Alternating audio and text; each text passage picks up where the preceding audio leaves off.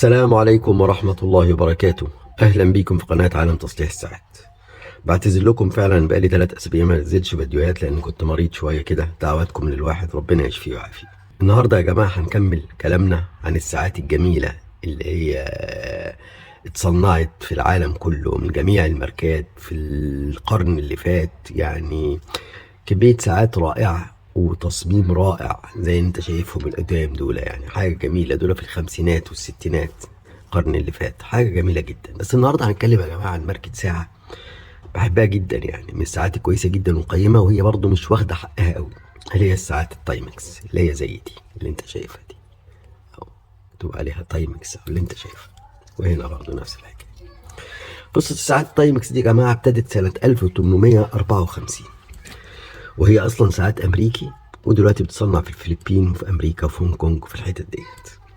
ساعات قيمه جدا، وكان غرضها حاجه واحده، ان هي تعمل ساعات رخيصه، لدرجه ان كانت الساعه البوكيت واتش منها بتتباع بدولار واحد. دولار واحد، الكلام ده في اوائل القرن الماضي. يعني الساعه دي البوكيت واتش دي كلها اللي هي فضه دي كانت بتتباع بدولار واحد. فطبعا كان يعني ليها تحدي كبير جدا ان هي تنتشر وتبقى يعني من الساعات الماسترز في الفتره ديت.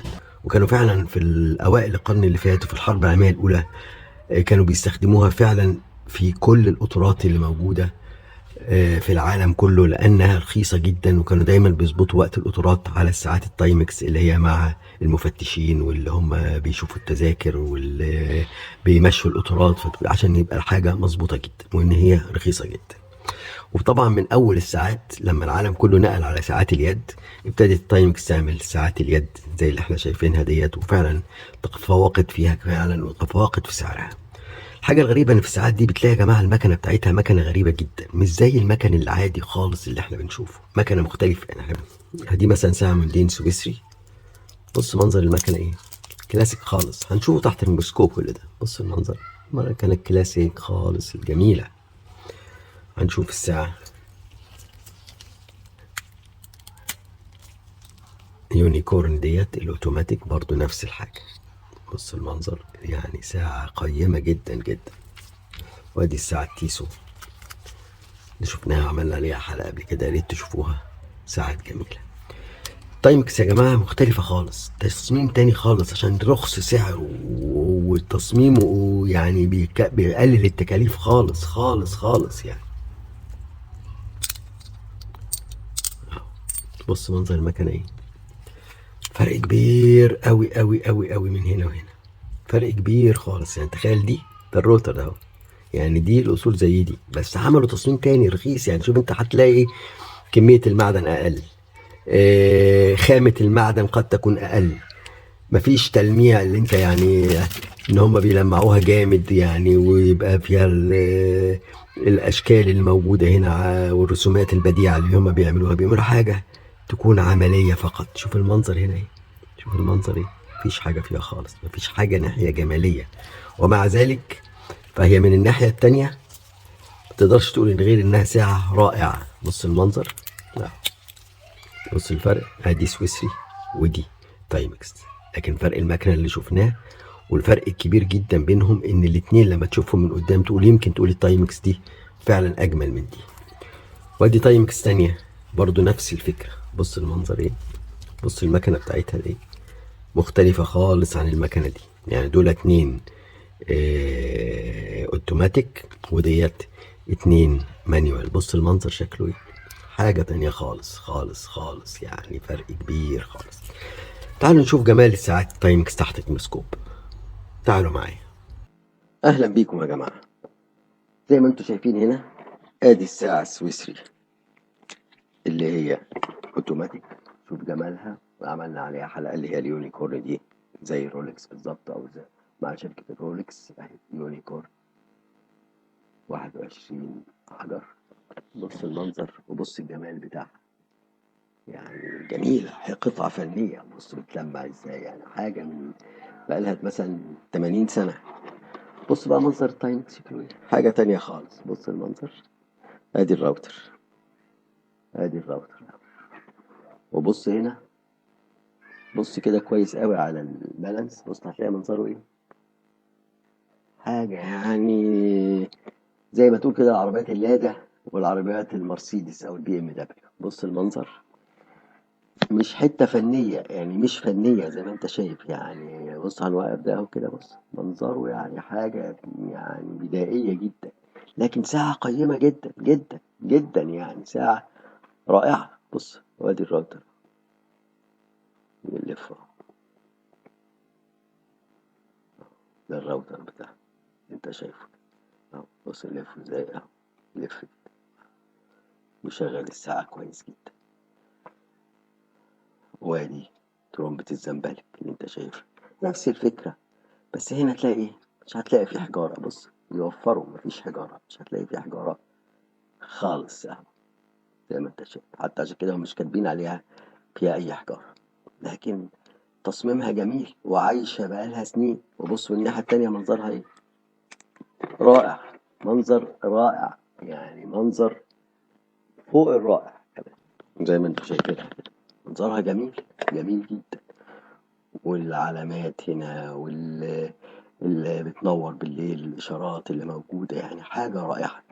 بص هنا هتلاقي مصنوعة، تلاقي هنا أهو فيلبين. هنشوفها كده، نكبرها ونشوفها مع بعض.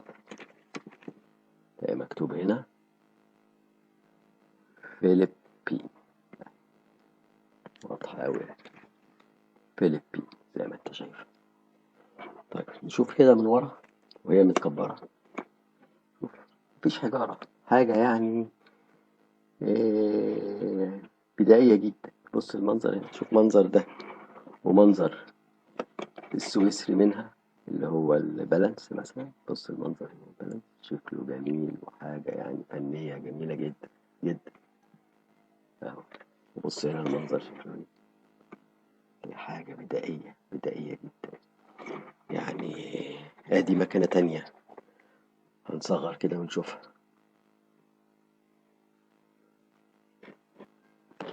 ادي المكنة الملو العادي خالص اهو، مكتوب عليها تايمكس هنا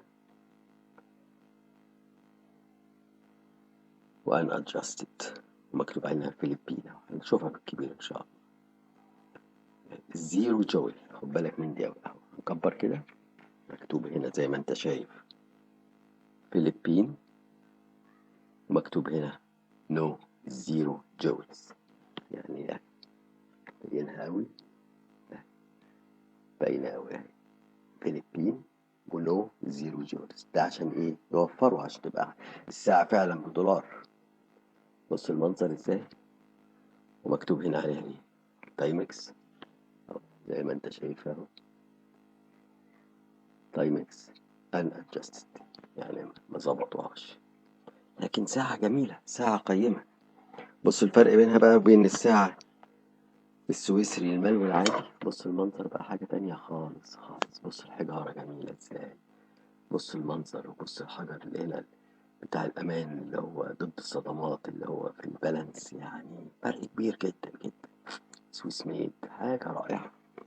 لكن الساعة التايمكس دي بصراحة من الساعات اللي أنا بحترمها جدا، لأنها بتعيش وقت طويل جدا، وفعلا عاشت مع الناس كتير جدا ولا زالت بتنتج، وساعة قيمة وتقدمت تقدم رائع جدا اهو. هنشوف هنا برضو، شوف الفرق بينها. ادي المكنة مفيهاش ولا جول ومع ذلك دقيقة جدا ورائعة. وادي المكنة السويسري اللي هي 21 جول. وبص المنظر شكله ايه، وبصوا بقى منظرها من الناحية التانية. بص منظرها جميل يعني، منظر رائع. طبعا عشان قديمة لسه هنغير لها الإزاز زي ما انت شايف، الإزاز مشروب من هنا. بص المنظر بتاع الساعة تايمكس اللي هي الأوتوماتيك. بص المنظر،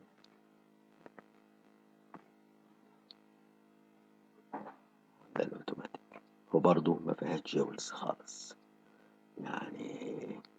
برضه لكن صناعة دقيقة جدا، صناعة جميلة وتصميم جميل. بص منظرها من الناحية التانية جميل ازاي، منظر رائع، منظر يعني محبب للنفس جدا اهو. وادي السويسري منها اللي انت شايفها، ما تقدرش تفرق بينهم، بالعكس هتلاقي التايمكس شكلها احسن. وادي السويسري منها نوع تاني من كورن أحسن حاجات زي ساعة الرولكس يعني أهو، تقدر تقارن بينهم أهو. بص منظرهم شبه بعض جدا، دقة واحدة، ممتازة ممتازة.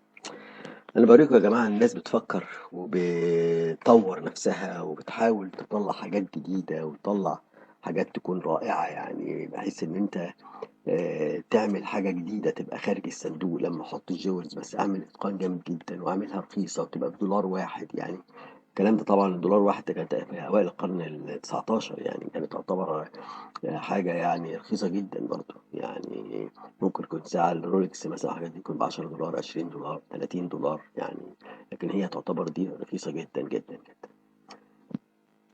يا جماعة الناس اللي عايزة تنجح لازم تفكر بره الصندوق، والناس اللي عايزة تنجح فعلا لازم يبقى تفكيرها يعني خلاف الناس كلها، ويحاول يبدع في حاجة جديدة عشان ينجح فيها. أنا حبيت أوريكم بس الساعة التايمكس ديت يعني، وأشكركم جدا على مشاهدة الفيديو، وأرجوكم دعواتكم ليا بالشفاء إن شاء الله. ويا رب تكونوا استفدتوا من الفيديو واتمتعتوا بيه، وإن شاء الله نكمل حلقاتنا الجاية إن شاء الله.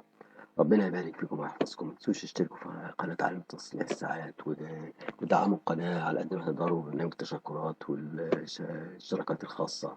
وربنا يبارك فيكم ويحفظكم، وأشوفكم دايما على خير وبصحة وعافية. السلام عليكم ورحمة الله وبركاته.